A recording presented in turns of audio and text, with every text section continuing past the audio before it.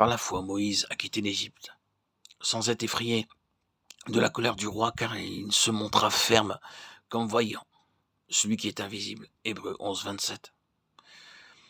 Il nous est dit expressément que le courage de Moïse provenait de sa foi. Et cela jette une vive lumière sur toute son histoire.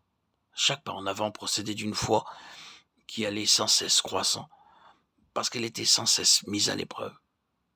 Moïse tint ferme parce qu'il voyait celui qui n'est visible que par la foi. Celui qui vient à Dieu doit croire qu'il est le rémunérateur de ceux qui le recherchent avec soin. Moïse a cru par la foi, Moïse a quitté l'Égypte, bien assuré que Dieu prendrait soin de sa cause et serait le bouclier de son instrument. Par la foi, il eut la certitude que Dieu protégerait son peuple de la colère du roi et qu'il subviendrait à tous les besoins des milliers d'Israël, âmes faibles et indisciplinées. Par la foi, Moïse conduisit les Hébreux au désert, un désert qu'ils ne connaissaient pas. Ainsi Dieu était pour Moïse une réalité plus grande que les choses qu'on peut voir. Pour lui, l'invisible était plus réel, plus tangible que le visible.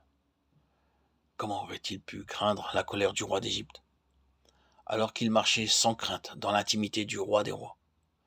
Par la foi, il fit la Pâque et l'aspersion du sang, afin que l'exterminateur ne touchât pas au premier-né des Israélites. La foi de Moïse. Elle fut comme le trait d'union entre la puissance de Dieu et le peuple d'Israël. Dieu avait dit que si l'agneau était immolé et l'aspersion du sang faite sur la porte, l'exterminateur ne toucherait pas aux Israélites. Moïse crut, et selon sa foi, il fut fait aux enfants d'Israël. Lorsque les jugements de Dieu frappent l'Égypte, il ne craint rien, ni pour lui, ni pour le peuple, puisqu'il se trouve à l'abri sous l'aspersion du sang de l'agneau immolé. Foi admirable que la sienne, et qui dépasse même celle d'Abraham. Abraham crut en Dieu pour lui-même et pour Isaac. Moïse, lui, croit en Dieu pour tout un peuple, pour la délivrance d'une nation.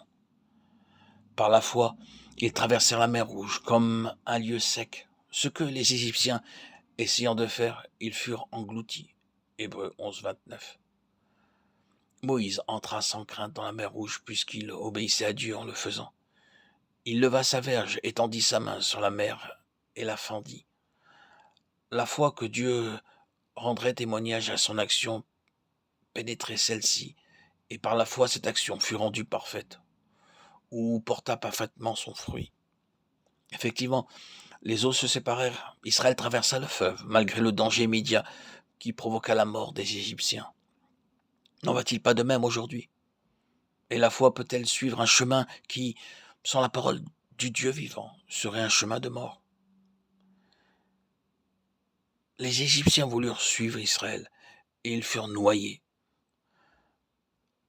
La copie de la foi, une foi imaginaire, est une chose insuffisante à l'heure de l'épreuve. Que les enfants de Dieu prennent garde sur ce point, qu'ils n'essayent pas de suivre les pas d'autres chrétiens sans que Dieu ne leur ait commandé.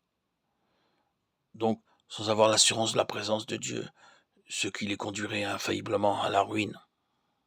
Ô foi, tu es vraiment la preuve des choses qu'on espère et la démonstration des choses qu'on ne voit pas. Si tu peux croire, toutes choses sont possibles à celui qui croit.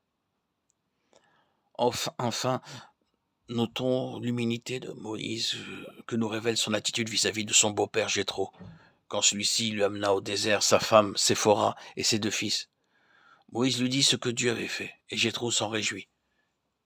Mais voyant Moïse siéger du matin au soir pour arranger les différends qui surgissaient entre les individus et pour consulter Dieu en faveur du peuple, il suggéra l'établissement de chefs et ajouta « Si tu fais cela et que Dieu te le commande, tu pourras y suffire. » Exode 17, 23. Nous voyons aussi que Jéthro devient comme l'une des mailles de cette chaîne d'événements qui conduisit Moïse toujours plus près de la montagne, en une communion toujours plus intime avec Dieu. Quel désordre dans le camp lorsque Moïse fut appelé au sommet de la montagne, où il resta 40 jours en la présence de Dieu. Si Jéthro n'avait pas donné ce sage conseil, et si l'humilité de Moïse, fidèle serviteur de l'Éternel, ne lui avait pas fait accepter, après qu'il eut consulté Dieu,